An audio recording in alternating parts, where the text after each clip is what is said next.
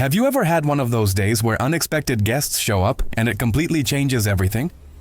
Well, today we're diving into Genesis chapter 18, a story that starts with a surprise visit and ends with one of the most intense negotiations you'll ever read. Picture this.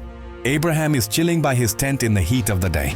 Suddenly he looks up and sees three men standing nearby. Now, Abraham doesn't hesitate. He runs to meet them, bows low, and insists they stay. "My lord," he says, "if I have found favor in your eyes, do not pass your servant by. Let a little water be brought, and then you may all wash your feet and rest under this tree." This is ancient hospitality at its finest. Abraham isn't just offering a glass of water. He's offering a full-on feast. He rushes to Sarah and tells her to bake bread. He runs to the herd, picks out a choice calf, and has it prepared. He brings out curds and milk and serves them this incredible meal. He stands by them under the tree while they eat, just waiting on them. It's a powerful picture of generosity and service. But these aren't just any travelers. One of them, who we understand to be the Lord, makes a stunning promise. He says, "I will surely return to you about this time next year, and Sarah your wife will have a son." Now, Sarah is inside the tent, listening, and what does she do? She laughs. Not a joyful laugh, but a skeptical one. She's thinking, "After I am worn out and my Lord is old, will I now have this pleasure?" It seemed impossible. She was well past childbearing age, as was Abraham. The Lord hears her silent laugh and asks Abraham, "Why did Sarah laugh? Is anything too hard for the Lord?" Sarah gets scared and denies it, saying, "I did not laugh, but the Lord knows." He simply replies, "No, but you did laugh." It's a gentle but firm reminder that nothing is hidden from God, and nothing is beyond His power. After the meal, the men get up to leave and look toward Sodom. Abraham walks with them to see them on their way. And here, the story takes another dramatic turn. The Lord reveals His plan to Abraham. He is going down to see if the outcry against Sodom and Gomorrah is as bad as he has heard, and if so, He will bring judgment.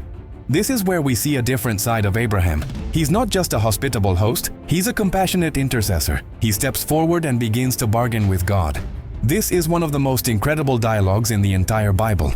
Abraham asks, "Will you sweep away the righteous with the wicked? What if there are 50 righteous people in the city? Will you really sweep it away and not spare the place for the sake of the 50? The Lord agrees, "If I find 50 righteous in Sodom, I will spare the whole place for their sake." But Abraham doesn't stop there. He gets bolder. "Now that I have been so bold as to speak to the Lord, though I am nothing but dust and ashes, what if the number of the righteous is 5 less than 50? The Lord agrees.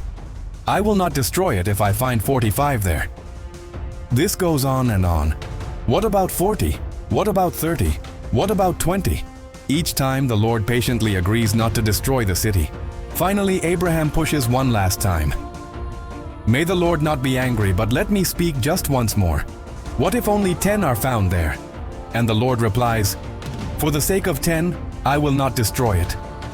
When the conversation ends, the Lord goes on His way, and Abraham returns home. This chapter leaves us with so much to think about. It shows us the power of hospitality, the faithfulness of God to His promises even when they seem impossible, and the incredible boldness we can have in prayer when we approach God with a heart for others. What do you think?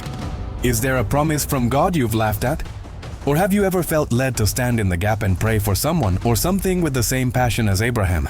Let me know in the comments below. Thanks so much for watching with me today. If this story moved you, please give this video a thumbs up and consider subscribing for more journeys through Scripture. See you next time.